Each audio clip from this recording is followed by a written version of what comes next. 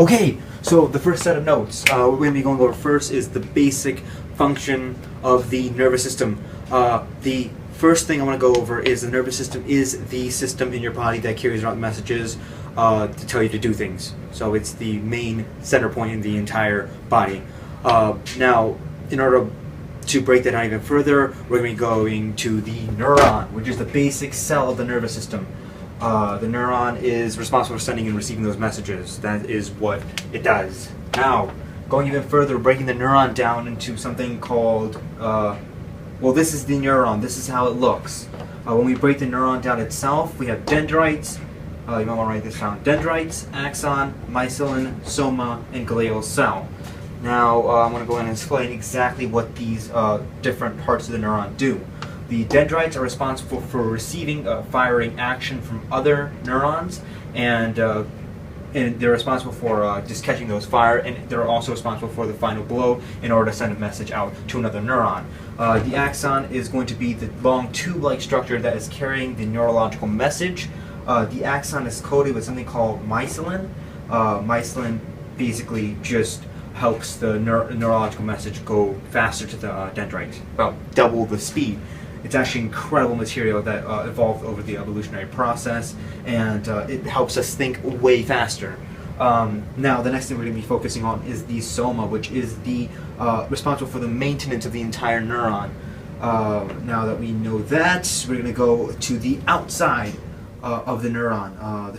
What exactly the neuron grows on is something called the glial cell, which is gray fatty cell. Excuse me, it's just gray fatty cell. That's all it is. And the neuron grows off of this. Also, the glial cell creates that myelin that coats the axon. So the glial cell, though it might just be gray and fat, is actually doing a lot. It actually provides support. Without the glial cell, the neuron wouldn't exist. Also, it's going to clean out the dead neurons and provide nutrients to that neuron itself. So yeah, gray fatty things are useful sometimes. Now that we know exactly what a neuron is, we're going to be moving on to the body. Neurons in the body, those are going to be called nerves. Nerves are axons. Well, the actual definition for a nerve is bundles of axons that run throughout the body. But actually, in reality, they're just neuron bundles. So really, it's just bundles of neurons that run throughout the body, which is what nerves are. That's basically it. That's all that it takes to carry those messages out. These nerves. There's nothing else. I mean, nerves are obviously very complicated things, but the actual a general way of putting it is just nerves. But moving on, actually. So I'm going to put a line right here so you don't get confused. Moving on, in those nerves, in those neurons. So now we're moving on into the neurons. There's something called ions. The ions is how those neurological messages actually get sent. Ions are charged particles. Within that neuron, there's going to be a negative charge and a positive charge. The negative charge is going to attract the positive charge when the actual neuron fires. When the actual neuron fires, that's called the action potential. And when it fires, it's going to let those positive ions come into its cell. And we have something called the resting potential. And the resting potential is when the neuron is not firing. That's basically all it is. The reason we need to know the resting potential and the action potential is because neurons have something called all or none action. I believe it's called all or none action. And what that does is what that means is basically the neuron can either fire 100% fully or it cannot fire at all. But there's no middle ground to this. Either it's going to fire or either it's not going to fire. That's it. That's what we need to know about the inside the body and how the neurological message gets sent. So now we're going to be talking about sending those ions, how biologically that works. In order to do that, we have to break the neuron down even further. We're going to be bringing in the axon itself, and the axon has three parts to it that we need to know. This right here is the axon. I drew the long two-leg structure, which is the axon. Again, it's covered in that myelin that the glial cell makes up, just to reiterate. On the end of that axon, we're going to have something called the axon terminal. The axon terminal is a rounded end, the rounded end on the end of an axon. Inside that terminal, we have something called the synaptic vesicle. The synaptic vesicle is a sac-like structure inside of the axon terminal, and inside of the synaptic vesicle, we have something called neurotransmitters. Am I being punked? No, you're not. You're not being punked. This is exactly how it works. There's three casings inside of the axon terminal, or inside the axon itself. We have the axon terminal, synaptic vesicle, and then at the very end, the neurotransmitters. The neurotransmitters are chemicals that, when released, have effects on other cells.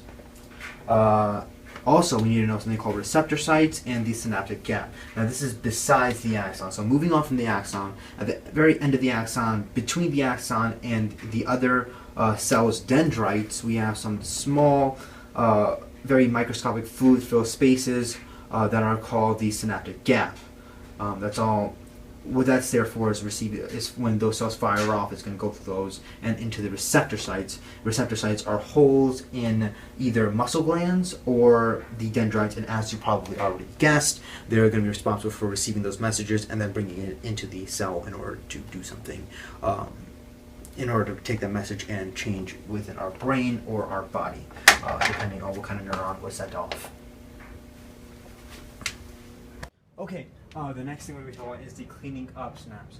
Now, this is going to, the synapse is going to be exactly, the synapse is when the actual cell fires and the neurotransmitters are released. That's what it's called. After that happens, we have something called the reuptake. And the reuptake is when the neurotransmitters are taken back into the vesicles. That is the cleaning up process, basically. In order for that reuptake to happen, we need some enzymes to be created, and the enzymes basically help break down that those cells, those neurotransmitters, in order to be taken back into the vesicles. Now, there are plenty of enzymes that are created in this process. Not getting too much into that. Some of the enzymes just basically break down the myelin and help the neurotransmitters get back inside the cell or the vesicle. Okay, so now we're going to be focusing on more of the central nervous system, which contains the brain and the spinal cord. To let you guys know, there are two types of nervous systems. There's not only the central nervous system, but there's also something called the peripheral nervous system, which is all the other nerves or all the other neurons not in the brain or the spinal cord. But in the brain or the spinal cord, we're going to come across two different types of neurons. They're called sensory neurons and motor neurons, otherwise known as afferent and efferent neurons. This is going to get a little bit more confusing because of the fact that they're so closely related. Afferent and efferent are kind of closely related, and the definitions are kind of closely related as well. So I'm going to draw a picture for you. Afferent neurons, or sensory neurons, take messages from the senses. Suppose if we eat an apple, it's going to take that message from the senses and take it to the brain, saying, oh, wow, I'm eating an apple. It is crispy and sweet. That is going to be what afferent neurons do, or sensory neurons do. Efferent, or motor neurons, on the other hand, are going to be taking those messages in the brain, and they are going to be sending messages out of the brain into our actual motor, which is why they're called motor neurons or efferent neurons, because they're going to take those and they're going to create saliva. They're going to digest the apple. They're going to tell you to take another bite. And that's what efferent neurons do, while afferent neurons are going to tell the brain exactly what's going on. So those are the two differences between the two neurons. I know that may sound a little more confusing, so I'm going to go over it one more time.